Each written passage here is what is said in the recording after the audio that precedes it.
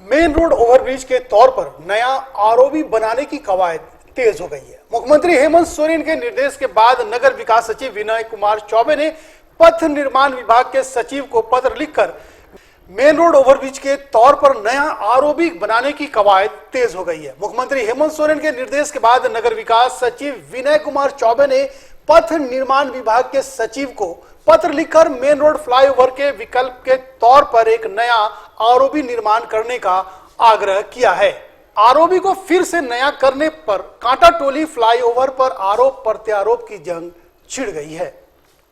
राजधानी रांची को traffic jam से मुक्ति दिलाने की प्लानिंग 15 वर्षों से बन रही है।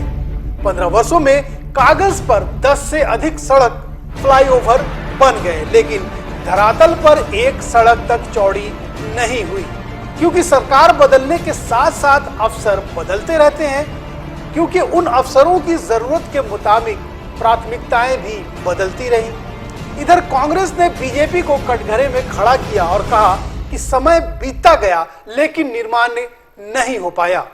ये राजभवन के समक्ष से जो फ्लाईओवर बनने का था, रातू रोड और हरमू रोड में फ्लाईओवर, ये तमाम मामले को उन्होंने पूरी तरह से अटका के रखा और जब इस पर कोई निर्णय भी लिया गया तो उसमें भी इस तरह से सरकार ने हस्तक्षेप किया कि ये चीज़ें पूरी तरह से नहीं हो सकी। और अब जब वर्तमान की सरकार ने यह फैसला किया है कि पूर्व के एजेंसी जो काम कर रही है उसके बदले में नए लोगों को काम में लगाया जाएगा, लेकिन दूसरे देश के दूसरे भागों में आप देखेंगे, दूसरे भाग दिल्ली चले जाइए, मुंबई चले जाइए, रातों रात फ्लाईओवर बन के तैयार हो जाता है।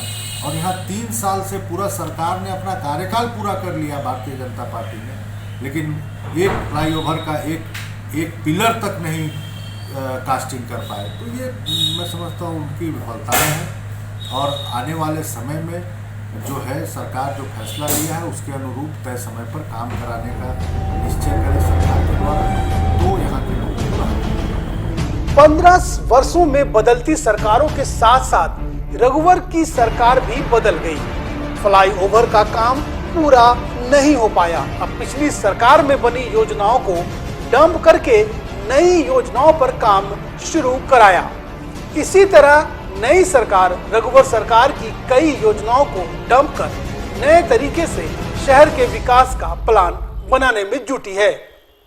देखिए, बात चाहे कांटाटोली के फ्लाईओवर की हो या रातू रोड के एलिवेटेड कॉरिडोर की, ये सब हमारे सरकार के समय की महत्वाकांक्षी योजनाएं थी। टेंडर भी हो गया था, कार्य भी शुरू हो गया था, लेकिन लैंड एक्विजिशन की कुछ समस्याएं आई और हम लोगों को विश्वास में लेकर लैंड लेना चाहते थे, इसलिए कुछ डिले हुआ। तो उसके बाद भी अगर ये सरकार इन प्रोजेक्ट्स को अपना प्रोजेक्ट बता रही है और इसकी रीपैकेजिंग कर रही है तो हमें कोई एतराज नहीं है। आप क्रेडिट लीजिए, लेकिन जनता के लिए काम तो कीजिए। जनता साफ जानती है कि ये दोनों प्रोजेक्ट भाजपा की सरकार के समय इनकी कल्पना हुई थी और इनको मूर्त रूप दिया गया था और ये धरातल पर उतरने भी शुरू हो गए थे। बहरहाल ये ट्विटर सरकार अगर सारे क्रेडिट लेना खुद चाहती है तो इसमें कोई आपत्ति नहीं है। जाहिर सी बात है कि राजधानी में बढ़ती ट्रैफिक समस्या से आम लोगों को मुक्ति चाहिए। सरकारें बदलती रहेंगी, लेकिन परेशानी तो जनता को ही भुगतनी पड़ रही है।